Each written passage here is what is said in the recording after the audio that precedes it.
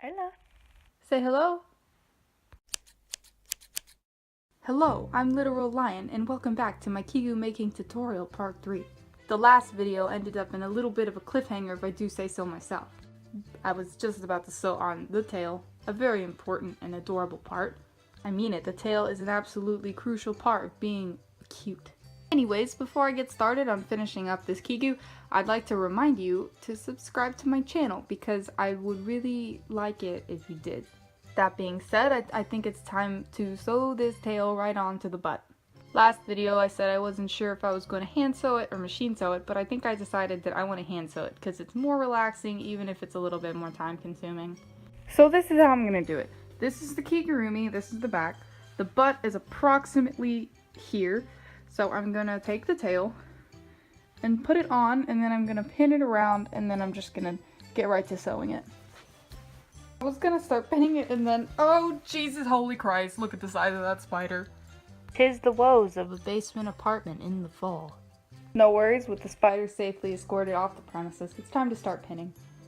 Here's what I've done. I've pinned all the way around. I tried to pick up only one layer at a time with my pins, but that's not always possible.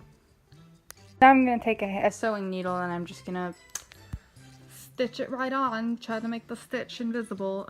This time I am going to make sure that I pick up only one layer, or else that would be kind of awkward. Oh, look at it standing up by itself. Okay, so for this I'm going to attempt a super ratchet invisible stitch because this is not ideal conditions for an invisible stitch, but we'll give it our best go. I doubled up the thread for extra strength, and then I tied a knot in the end so that I could just sort of pull through and go. So this is the back of the tail from the inside, and I don't really feel like I'm qualified to teach anybody how to do any kind of stitching. I know how to put one of these together, but the little stuff, that I wing the whole thing. So if you're curious, then you should probably find someone a little more qualified. But I'm going to go in from the back and then just sort of, you know, bring it around front and go all the way around. I really want to show you how I do it, but my tripod is like really janky, so I'm just gonna do it real quick and then get back to you. So I ran around with an invisible stitch, but then I didn't feel like it was secure enough, so I went back around with a blanket stitch. So I'm pretty sure this is never gonna come off. Here's what it looks like at the tail. Kind of got a zigzaggy, wiggly, waggly effect, which, I don't know, it doesn't look too bad. Now all that's left to do is the hood and some finishing touches, and we'll have a complete Kigu. These are the unassembled hood supplies. The hood is also probably one of the hardest parts, depending on the commissioner's request. Some of them want to have a face, and this one does have a face, so it's going to be quite difficult. First I'm going to sew together the hood liner. Done. Now for the outside of the hood. Okay, and here's the outside all done.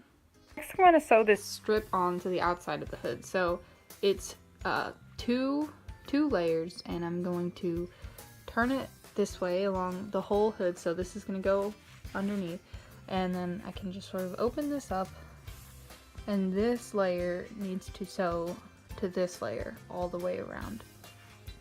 I pinned it, and it's going to look something like this. When it's sewn together, it's going to look like this. Okay, now it's time for arguably the hardest part of making a Kigu like this, and that is the face. So I folded this under the way it's going to appear on the final hood. So this is what the hood is going to look like. I'm going to put the eyes in like this. I'm going to put the little mouth area, the little muzzle thing here, and like a little nose. It's going to be very cute. Also, I'm going to be doing the ears as well. Wow, how did that happen? It's the face and the ears, and it's all on the hood.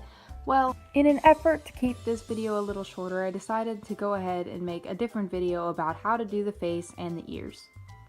My YouTube analytics seem to suggest that that's how you guys would prefer it. So please check that video out if you're curious to know how I did all of it. For now though, I'm going to go ahead and show you how to put the liner onto the hood and then the hood onto the Kigu. First, I'm going to start by taking the seam on the top of the liner and pressing it to the seam here, and I'm going to pin that exactly like that. Then I'm going to take the rest of it and line it up with the outside of the hood all the way down, and then I'm going to sew from one end all the way around to the other end. Here's what it looks like pinned. And here's what it looks like sewn up. This is the part that is going to be attaching to the body of the Kigu. I'll show you how to do that right now. So here's the body of my Kigu. I'm going to be taking these pins and I'm going to be attaching the hood where it needs to be. Now, a mistake that I make over and over and over and over is I can't get the inside of the hood to ever be the same size as the inside of where the hood should be. So we're gonna see if I manage to get close this time. I actually did it. This honestly might be a first for me.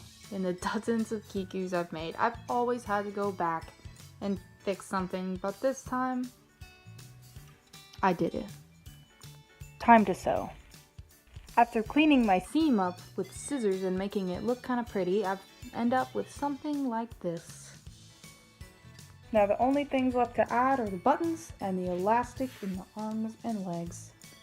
And then I'll be done. So next what I'm going to do is I'm going to put the elastic in the sleeves and the legs. I don't really know why I hate this part so much. It's just kind of boring.